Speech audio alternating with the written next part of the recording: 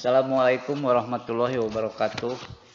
Pertama-tama marilah kita panjatkan puji syukur kehadirat Allah Subhanahu wa taala, Tuhan yang Maha Esa, atas berkah limpahan rahmatnya, taufik dan hidayahnya kepada kita, sehingga pada kesempatan ini mungkin walaupun secara virtual ataupun daring kita bisa bertatap muka dalam acara, mungkin dalam pelaksanaan MPLS ini.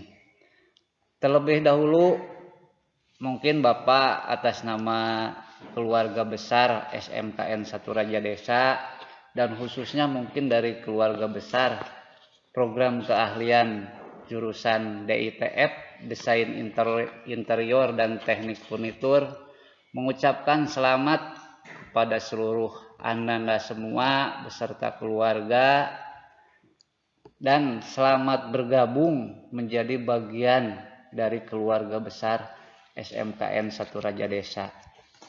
Yang saya hormati Ibu Ani Meina selaku Wakasek Kesiswaan beserta rekan-rekan panitia MPLS ini.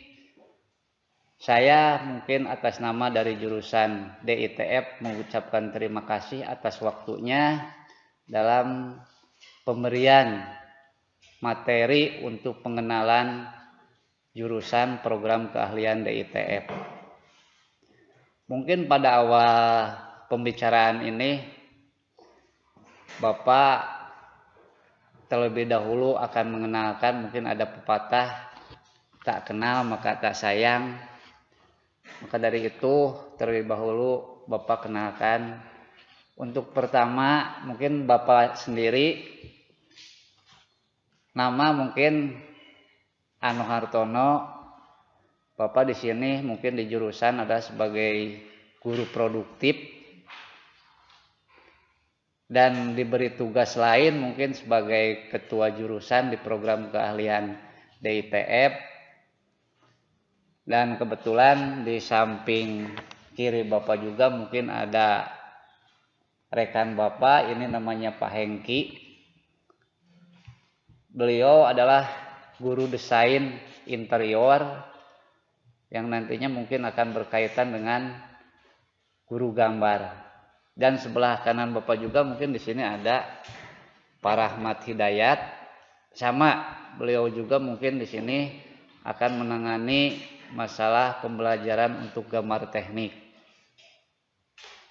Nah, itu mungkin sebagian kecil mungkin dari keluarga besar jurusan Desain Interior dan Teknik Furnitur. Sebenarnya masih banyak rekan-rekan Bapak mungkin dalam pelaksanaan proses KBM nanti yang pada kesempatan ini tidak bisa hadir untuk memperkenalkan diri. Tapi insya Allah mungkin kedepannya kita bisa bertatap muka.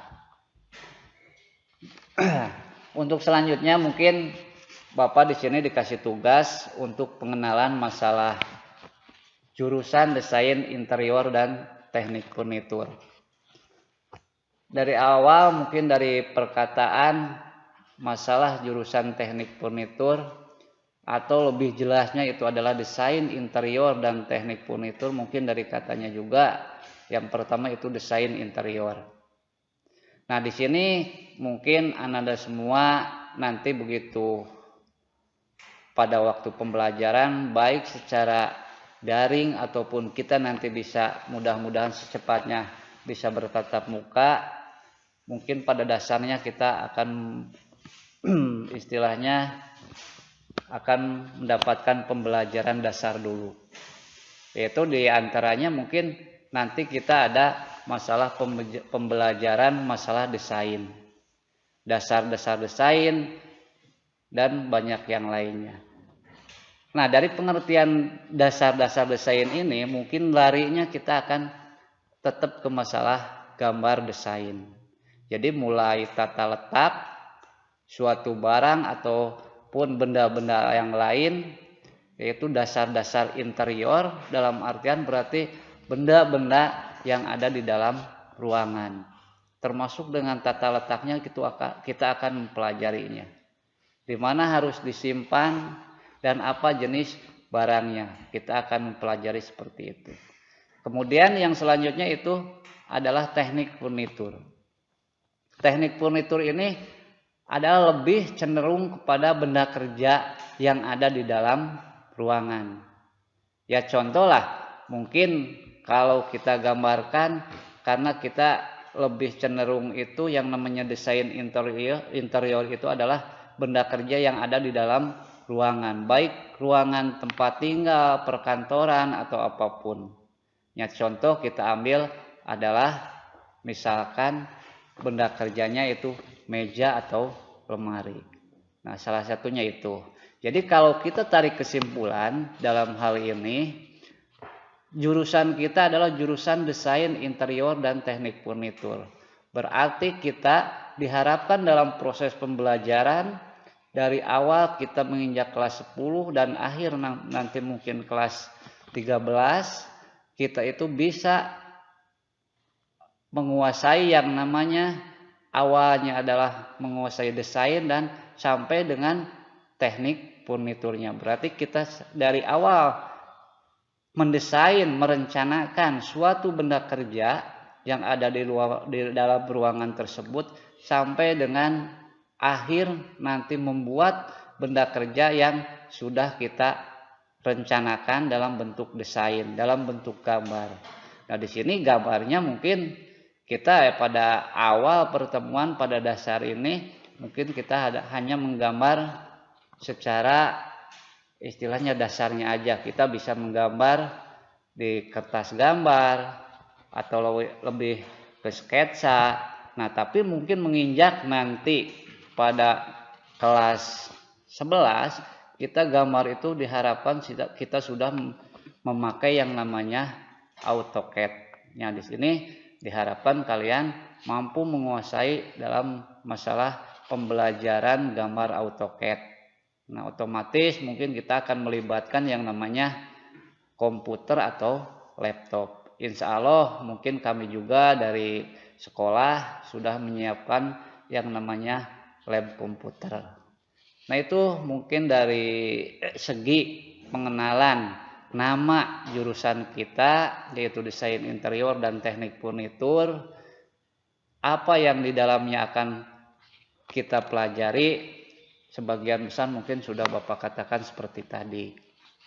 Nah, selanjutnya mungkin yang perlu Anda ketahui bahwa tadi disebutkan untuk jurusan kita itu memang kita mengalami perubahan. Pada awalnya kita sekolah hanya 3 tahun seperti yang lainnya. Cuma udah beberapa tahun ini kita diprogramkan oleh pemerintah itu untuk jurusan desain interior itu kita pembelajarannya selama 4 tahun.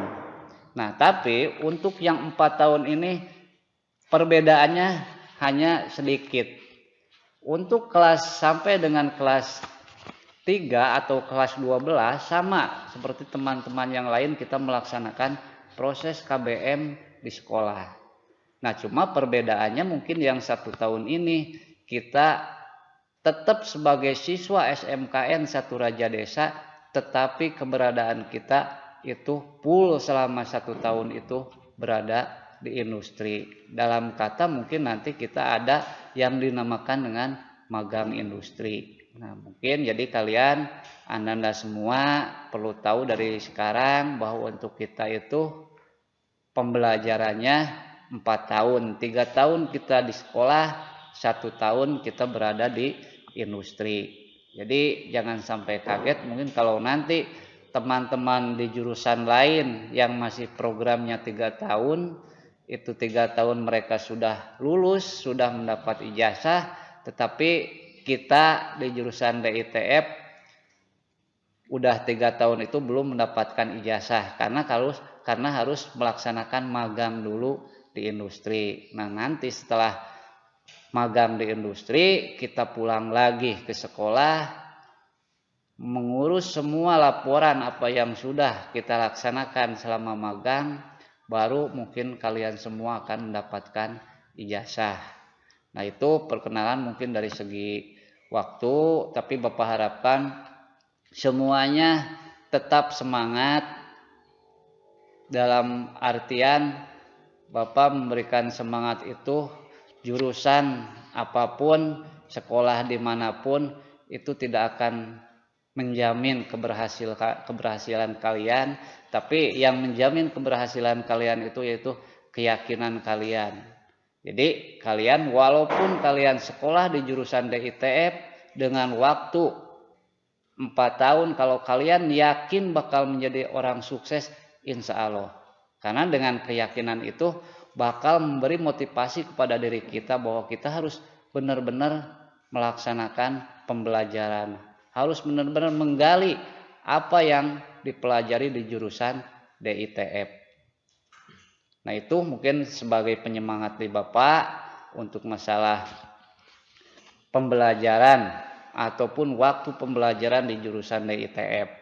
Nah sekarang masalah untuk pelaksanaan nanti perlu kalian mungkin Anda semua ketahui, kami semua jurusan di SMK Raja Desa mungkin dalam hal akan mengalami yang namanya praktek kerja industri, itu pasti semuanya punya MOU atau punya istilahnya kerjasama dengan pihak-pihak industri.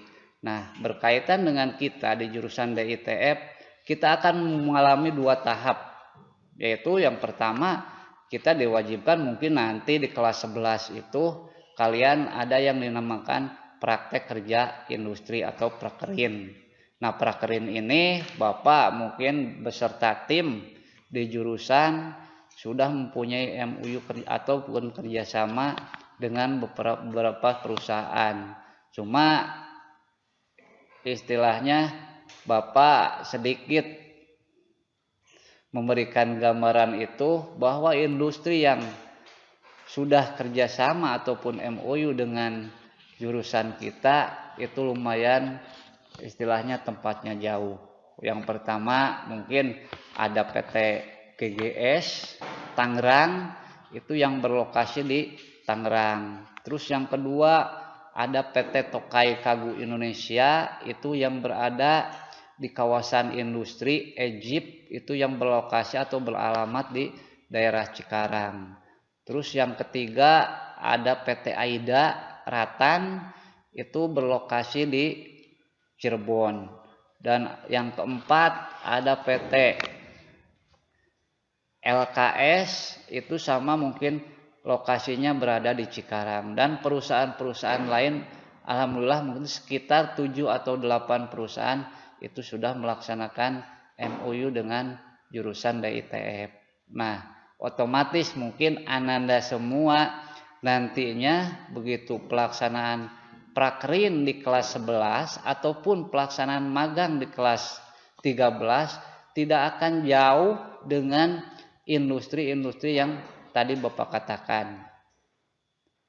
Tapi kami juga mungkin dari sekolah, khususnya dari jurusan, tidak menutup kemungkinan tidak akan memaksakan kehendak Anda semua. Toh kalau misalkan nanti Anda semua punya rekanan, punya saudara atau punya keluarga misalkan yang punya perusahaan di tempat lain, Bapak juga mungkin mempersilahkan, silahkan Anda semua melaksanakan prakerin ataupun nanti pelaksanaan magang di tempat-tempat yang sudah misalkan tadi Bapak katakan ya yang punya saudara ya di saudara mangga, yang penting istilahnya sedikit berkaitan dengan masalah kompetensi yang kita pelajari, yaitu mempelajari masalah desain dan teknik furnitur. Nah itu intinya. Jadi Bapak juga tidak melarang, barangkali mungkin ada orang tua kalian yang misalkan tidak memperbolehkan dengan anak-anak semua untuk berangkat misalkan jauh keluar kota, nanti pada waktu pelaksanaan praktik misalkan diharuskan di tempat masing-masing, ya istilahnya mangga. Cuma kalau misalkan anak-anak semua nanti akan ikut misalkan kebijakan dari kami di jurusan, akan misalkan tidak punya tempat untuk pelaksanaan prakerin atau magang, ya mungkin terpaksa Bapak dari pihak jurusan akan menempatkan adik-adik atau anak-anak semua di tempat yang tadi sudah Bapak katakan, yaitu perusahaan-perusahaan yang sudah melaksanakan MOU dengan jurusan kita. Nah, itu pokok bahasan penting atau perkenalan penting sekilas mengenai jurusan DITF. Lebih jelasnya mungkin mudah-mudahan secepatnya kita berdoa masa-masa pandemi ini cepat usai sehingga kita bisa melaksanakan pembelajaran secara tatap muka, sehingga mungkin kita akan berhubungan langsung, bertatap muka langsung baik dengan guru-guru di jurusan DITF atau kita akan melaksanakan praktek di bengkel atau di workshop yang kita punyai khususnya di jurusan DITF.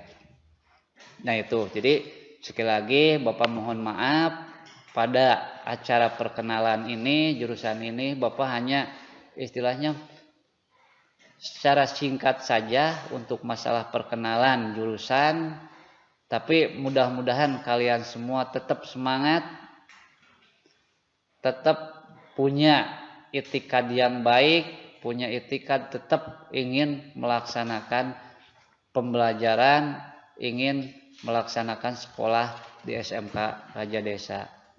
Dan Bapak juga mungkin kebetulan ada orang tua yang hadir dalam acara ini, melihat dalam acara ini.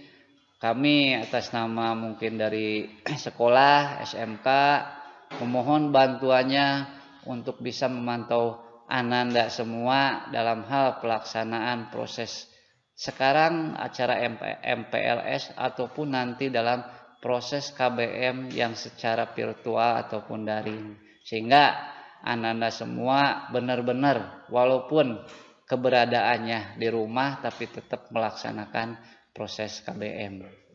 Nah, itu aja mungkin yang perlu Bapak sampaikan pada kesempatan ini, masalah perkenalan secara materi. Nah, untuk selanjutnya mungkin Bapak akan sekilas lah untuk memberikan gambaran termasuk lokasi workshop yang kita punya untuk jurusan desain interior. Walaupun kita mempunyai workshop yang kecil, tetapi insya Allah tidak akan mengurangi rasa semangat ataupun tidak akan mengurangi masalah proses KBM nanti kepada Ananda semua. Baik, untuk selanjutnya nanti mungkin kita akan terjun langsung. Kebetulan Bapak sekarang berada di lokasi bengkel ataupun workshop DITF. Nah, di sini mungkin kita melihat di belakang Bapak di sini ada beberapa mesin yang nanti bakal dipakai untuk praktek kalian kalau kalian sudah melaksanakan proses KBM secara tatap muka. Di sini mungkin ada beberapa mesin yang insya Allah ini standarnya sudah standar industri. Jadi mulai dari mesin ketam, mesin gergaji, baik mesin bubut atau mesin-mesin yang lainnya. Jadi seperti ini. Jadi mungkin masih banyak yang beranggapan sekolah di jurusan DITF dan teknik furnitur itu adalah mengetamnya secara manual. Tapi kenyataannya tidak seperti itu. Mengetam secara manual kita tetap harus bisa. Tetapi lebih besar, lebih cenderung kita harus mengikuti perkembangan zaman, harus bisa menyesuaikan dengan dunia usaha industri, bahwa di industri itu kita menguasai, kita istilahnya memakai mesin-mesin yang seperti ada di sini. Ini sudah standar industri. Mulai dari pengetaman, kita tidak perlu memakai secara manual, tapi sudah memakai mesin. Jadi kita tinggal menyetel berapa ketebalan, berapa keinginan lebar, kita tinggal masukkan, begitu keluar itu akan istilahnya keluar sendiri nanti kayunya dan sudah sesuai dengan keinginan kita. Dan di sini mungkin ada mesin gergaji sama kita menggergaji tidak pakai gergaji manual, tapi perlu diketahui juga kita harus mengenal tetap yang namanya gergaji manual. Di sini ada mesin gergaji yang sudah statis sama kita tinggal menyetel keinginan kita, baik masalah ketinggian, baik masalah lebar, itu tinggal disetel menurut nanti gambar desain yang sudah kita rencanakan. Nah, di sini ada beberapa mesin yang lain sama, intinya mungkin ini semua bakal berhadapan langsung dengan kalian semua, dengan anak-anak semua begitu nanti pas praktek atau pas kalian masuk ke bengkel untuk mengikuti pelajaran produktif. Nah, selanjutnya mungkin Bapak sedikit lupa dalam hal pembelajaran produktif ataupun praktek di jurusan kita itu kita memakai bahan baku. Yang pertama bahan baku yang kita pakai itu pastilah kita teknik furnitur yang namanya pengenalan yang namanya perabot, istilahnya alat-alat yang ada di dalam ruangan, benda kerja yang ada di dalam ruangan, rumah ataupun kantor ataupun hotel. Pertama bahan yang kita gunakan tidak akan jauh yang namanya jenis kayu. Kayu itu macam-macam lah, mungkin anda semua tahu macam-macam jenis kayu. Itu yang pertama. Terus yang kedua, kita akan memakai cenderung lebih besar itu yaitu memakai jenis kayu lapis. Yang namanya kayu lapis ya macam-macam dari mulai ketebalan 4 cm, 6 cm, 8 cm sampai dengan 2,2 cm atau 22 mm. Nah, karena biasanya untuk benda-benda kerja, contoh lah kita membuat meja seperti ini, kita membuat lemari, itu bakalan memakai kayu lapis dengan ketebalan 18 mili atau 1,8 cm sampai dengan 2,2 cm. Nah, itu untuk masalah bahan. Kemudian selain dari bahan mungkin kita akan mengenal lagi yang namanya jenis finishing akhir. Nah, finishing akhir ini bertujuan lebih memperindah benda kerja yang sudah kita buat. Misalkan kita membuat sebuah meja, baik misalkan meja tamu ataupun meja belajar yang awalnya mungkin dari bahan jenis kayu ataupun tadi Bapak katakan dari kayu lapis, kita akan lebih memperindah lagi dengan yang namanya finishing. Nah, masalah finishing ini ada beberapa jenis, mulai dari finishing dengan jenis mungkin nanti pakai finishing oles ataupun silak jenisnya, ataupun memakai dengan finishing semprot. Kita akan memakai bantuan yang namanya spray gun dan kompresor, kita semprot, yaitu jenisnya yaitu kita adalah sistem finishing dengan memakai melamik, yaitu kita pakai semprot. Dan yang terakhir mungkin yang kita sudah tinggal pakai aja, yaitu kita memperindah benda kerja itu dengan lapisan terakhir.